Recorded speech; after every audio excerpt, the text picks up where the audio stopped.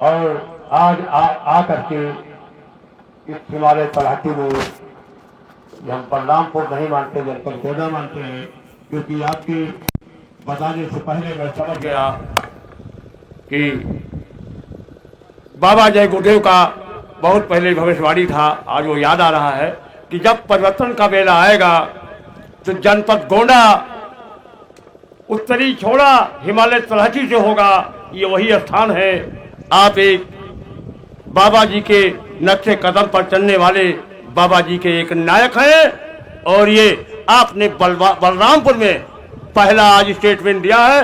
ये समाज खड़ी हो जाएगी, सबके सब खड़ी हो जाएगी।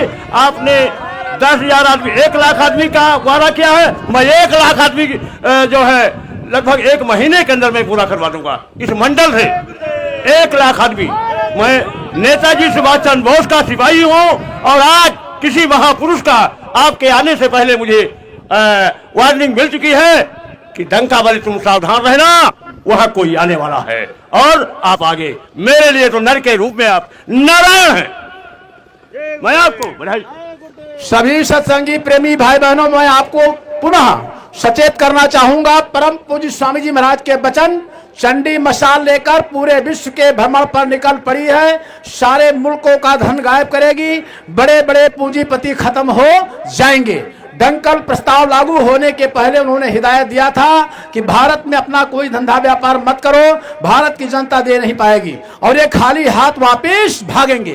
केवल जनता को जागने की देरी है। विदेशी कंपनियों ने भारत को जो लूटा है गुमराह करके, इनके जाने का समय हो रहा है। अभी हमारे आपके बीच में हमारे भाई डॉक्टर देवेंद्र मल्हारा जी जो खुल करके कह दिया कि मेरे पास समय ज्यादा नहीं है, मुझे केवल 1 लाख आदमी चाहिए जो जगे हुए। फिर घोषणा कर दिया जाएगा स्वराज, रामराज और सतयुग की, जिसकी परिकल्पना शहीदों की थी, जिसकी आवाज बाबा जय गुरुदेव की कि कलयुग में कलयुग जाएगा, कलयुग में सतयुग आएगा और मुट्ठी भर लोगों से परिवर्तन हो जाएगा। इसलिए भारत की हुंकार है, जनता ही सरकार है, भारत की हुंकार है, जनता ही सरकार है। आप लोग भारत के राजा हैं, भाग्य विधाता हैं, सरकार हैं, मतदान करके इनको भेजते हो। राजा आप हैं, हे भारत के राजा साहब। आपके राज्य में, इस देश में जो अत्याचार भ्रष्टाचार हो रहा है, इसका खामियाजा आप भोग रहे हो, लेकिन समझ में आपको नहीं आ रहा है। जब बाबा जय गुरुदेव जी महाराज ने सन 72 में कहा था कि 1 वोट देना क्या है, बोलिए आप लोग, तो बात पलट गई। है सत्संगियों, अब भी समझ जाओ, अब भी खड़े हो जाओ। हमारे डॉक्टर साहब ने कहा तुम कितने खंडों में बढ़ जाओ, लेकिन सत्य के लिए आप लोग खड़े हो जाओ, फिर देश का भला और कल्याण हो जाएगा। ये आवाज आप लोग जन जन तक पहुंचा दीजिए। ये संदेश पूरे भारत में जाएगा। उत्तर प्रदेश का जो ये कार्यक्रम हो रहा है, हम आप लोगों को आगाह करना चाहेंगे। कुछ हमारे ऐसे जिम्मेदार भाइयों ने ताकत लगा दिया है लोगों को भरमाने के लिए कि वहां मत जाना। बोलो सही है? इन्होंने इतना मेहनत किया है कि 1000 आदमी के आने का यहाँ व्यवस्था थी, लेकिन ये संगत जो देख रहे हो, काफी लोगों ने ताकत लगाया है कि वहां मत जाना। इसलिए ऐसे लोगों को सचेत आप लोग कर दीजिए। माताओं, आपका जिम्मेदारी है। ऐसे बकवास करने वालों से पूछिए कि बाबा जय गुरुदेव का जो ये कहना था कि चूड़ियों में हीरे लगेंगे, कैसे लगेगा? और 8 रुपए मजदूरी, 300 रुपया वेतन हो जाएगा। दिल्ली से राजधानी हटेगी, विश्व की न्यायपालिका भारत में कैसे होगी? चूड़ियों में हीरे कैसे लगेंगे?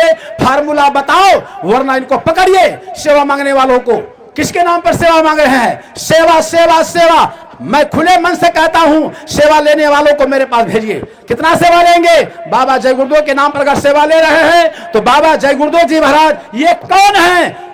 बोलिए आप लोग। ये लोग बताएंगे नहीं बताएंगे? ये कौन है? ये लावारिस हैं, इनका पता ठिकाना नहीं होना चाहिए। इसलिए बहुत सोच समझ के साथ मैं बहुत अपनी संगत उत्तर प्रदेश के तमाम जनपदों से भाई लोग हमारे आए हुए हैं। अभी रात को बैठ करके एक विचार विमर्श होगा। आप लोग भी रुकना चाहें तो रुकिए। तो हम अपने डॉक्टर साहब का बहुत आभार प्रकट करते हैं, जो अपना विशेष समय निकाल करके हम लोगों के बीच में आकर के अपना कीमती समय दिया। काफ़ी समय से हम लोग इंतजारी कर रहे थे, लेकिन इनका समय बड़ा कीमती है और अभी आपके बीच में, और सुबह ही इनको भाग करके बहुत दूरी जाना है।